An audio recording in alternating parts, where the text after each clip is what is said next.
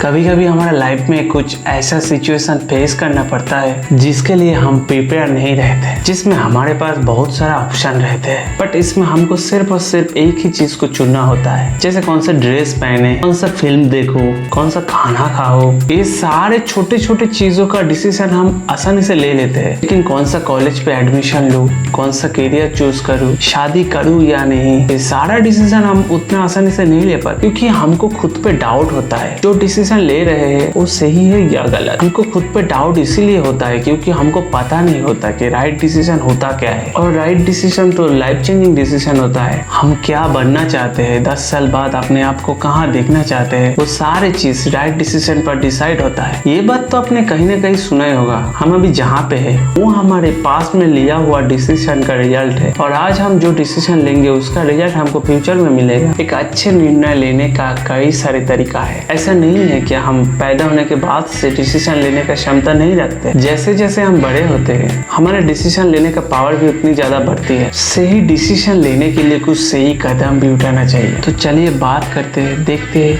क्या है वो सही कदम।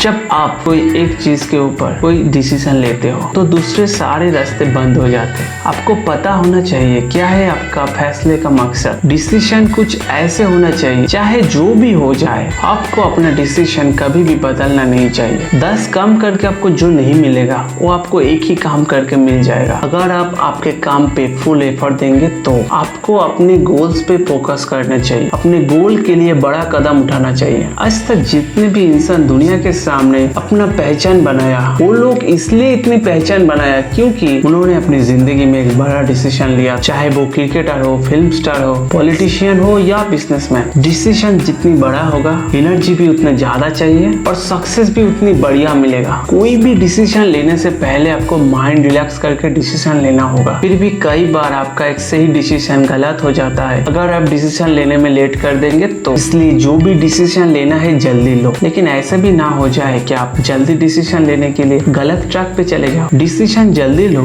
लेकिन जल्दबाजी में नहीं। कभी भी कोई डिसीजन इमोशनल होकर नहीं लेना चाहिए और कभी एक्साइट होकर भी कोई डिसीजन नहीं लेना चाहिए, क्योंकि ऐसा सिचुएशन पे इंसान जो भी डिसीजन लेता है वो 99% गलत होता है। कोई भी डिसीजन लेने से पहले उसका नेगेटिव साइड पॉजिटिव साइड दोनों ही देखना पड़ता है, क्योंकि अगर आप अपने डिसीजन पे कोई काम करना स्टार्ट कर दोगे तो उस काम के लिए आपका जिंदगी में अच्छे टाइम और बुरे टाइम दोनों ही आएगा, और आप में दोनों की सहने का क्षमता होना चाहिए। जब हम कोई डिसीजन लेते हैं तो बड़ा एक्साइटेड होकर डिसीजन लेते हैं, लेकिन धीरे धीरे हमारा एक्साइटमेंट लेवल कम हो जाता है। अगर आपका सफर अच्छा नहीं है तो आपका डेस्टिनेशन कैसा अच्छा होगा। आपने तो MS धोनी फिल्म देखा ही होगा, उसमें माही का सफर कितना थ्रिलिंग था। वो अपने पूरे स्ट्रगल जर्नी को एंजॉय किया था, अपने फेलियर को भी एक्सेप्ट किया, और जब उनको थोड़ा थोड़ा सक्सेस मिलना शुरू हुआ तो पास करके चला गया। दोस्तों, खुद का कॉन्फिडेंस लेवल हमेशा मेंटेन रखना, उसको कभी गिरने मत देना। लेकिन सबसे इम्पोर्टेंट खुद पे एक ट्रस्ट रखना होगा। अगर आप खुद पे ट्रस्ट रखते हो तो आपको जो चाहिए एक ना एक दिन